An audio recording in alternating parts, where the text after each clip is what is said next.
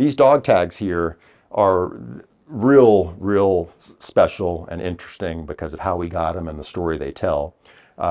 We get all sorts of things from a variety of different sources. Things will arrive in the mail unannounced.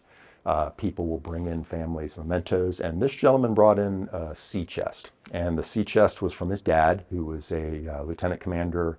His name was Robert Price, and he had been a naval aviator in World War II.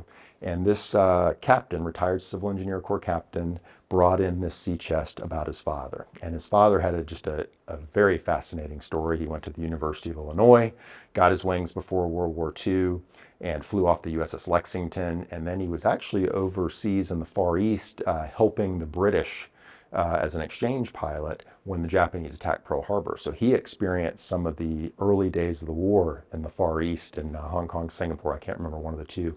And so he was under fire there, comes back, eventually becomes an F-6F Hellcat pilot, and he's flying off the USS Cowpens, which is a light carrier in World War II, in June of 1944. He's making a strafing run, is hit by enemy fire, shot down, has to make a water landing. And when he's trying to get out of his airplane, his life raft is caught up on something. So he's not able to fully get it out. So he's floating around in the water essentially with his Mae West life vest on is all he has. Well, as he's floating in the water, he notices his empty fuel tank, his auxiliary fuel tank, as the airplane sank, it detached, floated to the surface, and it was about 75 yards away from him. So he swims over that distance, and he's just going to hang on to the tank and to give him some extra flotation. And so that's what his intention is. And then he notices a silhouette of a ship on the horizon, and he notices or remembers from his recognition training, hey, that's not a U.S. silhouette. It's a Japanese destroyer. Comes very close to him, so close that he can see the sailors on the deck, but he uses that fuel tank to just duck low, hides under it, and they avoid seeing him. But he still has a problem. He's floating around.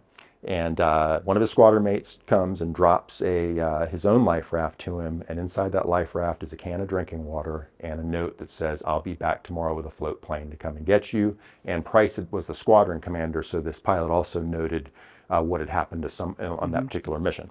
So he spends the night in the raft. Next day, sure enough, they fly over, but picking up that little raft in the Pacific, they missed him. So now he's floating around and he doesn't have a note that says somebody's going to come get me. So he spends the next 11 days in that life raft, and he's trying to figure out, okay, how do I stay alive? So he covers his body as much as possible to keep his the skin from being exposed. He kills a seagull, writes later that you don't want to eat a seagull because they make you thirstier and they taste terrible.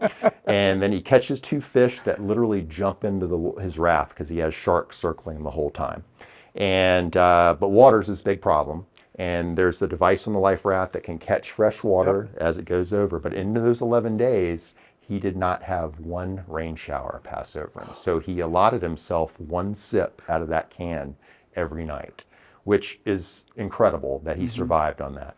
And then luckily he was rescued by a destroyer that found him. He lost 28 pounds during the course of 11 days in the life raft. And then he comes home, sees his family, and then he goes out back to the USS Cowpens, and he's the air officer now, not a squadron commander. And they're going through a typhoon, and a Hellcat breaks loose on the deck, slams into another one, a fire starts on the deck, and he heads down onto the flight deck and he's helping out with that situation, and he's washed overboard.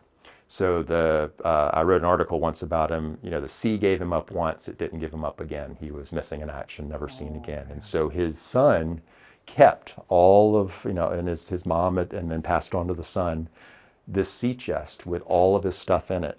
And what was interesting is toward the bottom of it, in between two pieces of glass, was the note that his squadron mate had dropped him. So we still have that note. But also in there were his dog tags, and that's why they're rusted. They were around his neck for those 11 days. The time frame of when he spent 11 days in June of 1944. To then? It was still in that month of June. So he went back in the ocean within 30 days. Oh, actually, he was rescued in June, and then it was actually December 1944 when he went back out to USS Cowpens.